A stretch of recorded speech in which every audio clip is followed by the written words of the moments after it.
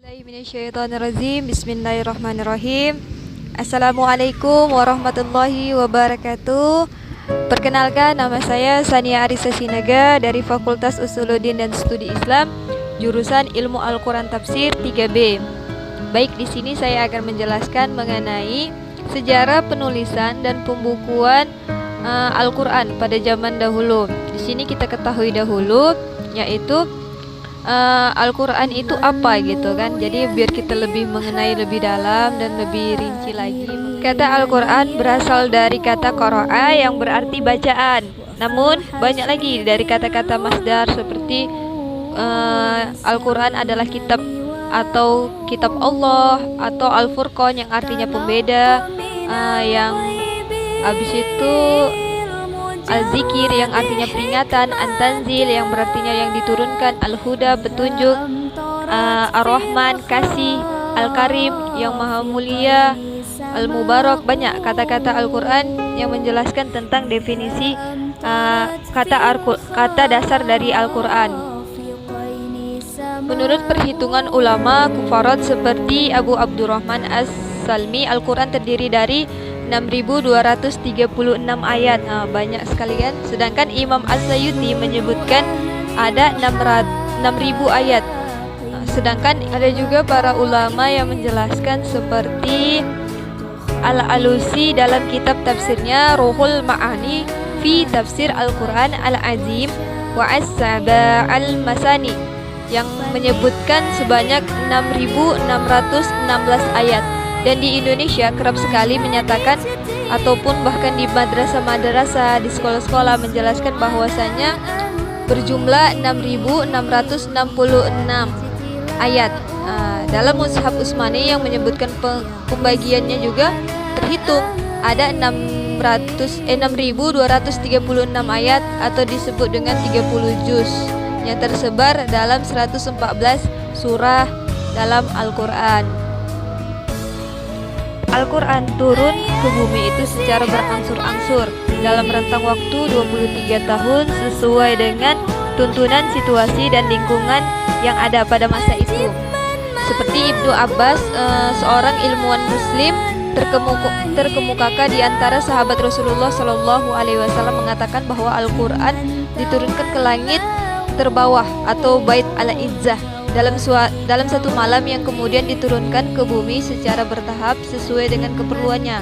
Nah, pada permulaan ketika wahyu turun, Nabi Muhammad SAW membacakannya di depan para sahabat, dan sahabat-sahabat menghafalkannya. Dan sahabat-sahabat yang dikenal sebagai penghafal Al-Quran pada zaman di Rasulullah SAW. Sahabat-sahabat yang menghafalkannya seperti Nah, selain itu, pada masa Rasulullah SAW dan para sahabat Rasulullah, Nabi juga memanggil secara rutin para penulis yang ditugaskan agar mencatat ayat-ayat Al-Quran. Wahyu-wahyu yang disebut dicatat dalam lembaran-lembaran seperti batu, habis itu pelepah kurma, tulang belikat unta, tulang rusuk unta, lembaran kulit binatang, serta benda-benda lainnya yang ditulis bukan dalam bentuk kertas namun dalam bentuk lembaran-lembaran tulang, lembaran kulit hewan ataupun tulang belulang. Para penulis yang diamanahkan oleh Nabi Muhammad SAW, mereka diantaranya ada 65 sahabat. Namun pada zaman Nabi Muhammad SAW, Nabi sangat melarang keras orang-orang yang menulis sesuatu darinya kecuali Al-Quran. Hal ini dilakukan agar penulisan Al-Quran pada lembaran-lembaran tulisan tidak tercampur aduk dengan hadis. Dengan adanya hal ini, maka Al-Quran sejak zaman Nabi sudah dalam berbentuk tulisan. Namun tulisan tersebut seperti di tulang belulang, di batu, dalam bentuk hal seperti itu.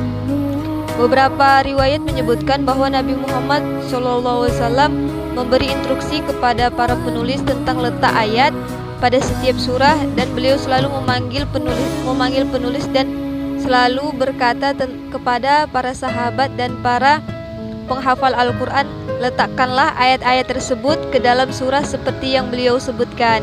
Namun, dari situ dapat kita simpulkan bahwasanya pada zaman Rasulullah sudah dianjurkan tentang tata cara letak surah yang telah ditentukan pada zaman dari pengumpulan serta penulisan Al-Quran. Pengumpulan atau tulisan-tulisan dilakukan setelah Nabi wafat, yang mengakibatkan banyaknya para sahabat yang gugur sebagai para pembela syuhada. Di antaranya merupakan para penghafal Al-Quran. Jadi banyak para penghafal Al-Quran yang ikut berperang pada perang Yamamah, banyak yang gugur pada masa itu. Di antaranya merupakan para penghafal Al-Quran yang biasanya karena ketakwaannya mereka selalu berada pada barisan terdepan pada saat perang, sehingga banyak yang wafat dibandingkan dengan tentara-tentara biasa. Kekhawatiran inilah yang muncul pada Khalifah Umar. Melihat kondisi inilah yang menyebabkan beliau meminta kepada Khalifah Abu Bakar dan meyakinkan agar melakukan pengumpulan mushaf agar sebagian isi Al-Quran tidak hilang. Jadi beliau itu takut Al-Quran ini hilang karena banyaknya para penghafal Al-Quran yang telah gugur pada masa perang Yamamah. Pengumpulan ini dilakukan dengan pimpinan proyek Sekretaris Nabi besar Muhammad SAW, yaitu Zaid bin Sabit. Pada masa itu Zaid bin Sabit merasa sangat berat untuk melakukan tugas yang sangat mulia ini, dan akhirnya Zaid berhasil melakukan kompilasi seluruh tulisan-tulisan menjadi satu yang kemudian disimpan dalam arsip kenegaraan di bawah pengawasan Abu Bakar As-Siddiq. Setelah Abu Bakar wafat, maka kitab Al-Quran ini atau disebut dengan mushaf diserahkan kepada khalifah penerusnya, yaitu Umar bin Khattab. Umar bin Khattab pada masa itu wafat dikarenakan dibunuh oleh seorang budak Kristen Persia yang disebut namanya Abu Lu'lu'ah. Jadi suhuf tersebut disimpan Hafsah, istri Nabi Muhammad SAW, yang juga merupakan putri Umar bin Khattab. Al-Quran yang telah disalin dan diseragamkan dalam bentuk dialek Quraisy dengan mushaf Utsmani yang semuanya berjumlah 5 mushaf, 5 buah, dan salah satunya disimpan di Madinah serta negara-negara Islam lainnya seperti Mekah, Suriah, Basrah, dan Kufrah untuk disalin dan diperbanyak sehingga tidak terjadinya kehilangan ayat-ayat Al-Quran serta tercecernya tulisan-tulisan Al-Quran. Seluruh mushaf-mushaf yang ada selain dari mushaf Utsmani dikumpulkan dan disatukan agar umat Islam hanya menyalin dan memperbanyak tulisannya. Al-Quran dari mushaf yang resmi yaitu mushaf Utsmani yang saat ini masih digunakan huruf kufi atau bentuk garis lurus tanpa titik dan baris pada masa itu. Seperti itulah kitab mushaf yang pada zaman para sahabat Rasulullah yang telah ditulis masih dalam bentuk garis lurus tanpa titik dan basroh, bukan seperti sekarang ini yang kita ketahui. Namun pada masa itu ada seorang Abu Al-Aswad Ad-Duwali, adalah seorang tabi'in di zaman Khalifah Muawiyah, mengambil inisiatif untuk memberikan tanda-tanda titik sehingga tidak terjadinya kesulitan dalam kita membaca ayat Al-Quran, apalagi bagi orang non-Arab yang ingin mempelajari Al-Quran. Nah, yang kemudian disempurnakan oleh Nasir bin Asim dan Yahya bin Ya'mar di masa Khalifah Abdul Malik bin Marwan dengan memberikan tanda titik dan untuk membedakan huruf-huruf yang sama karakternya. Nah, dari situlah muncullah tanda-tanda garis dan titik.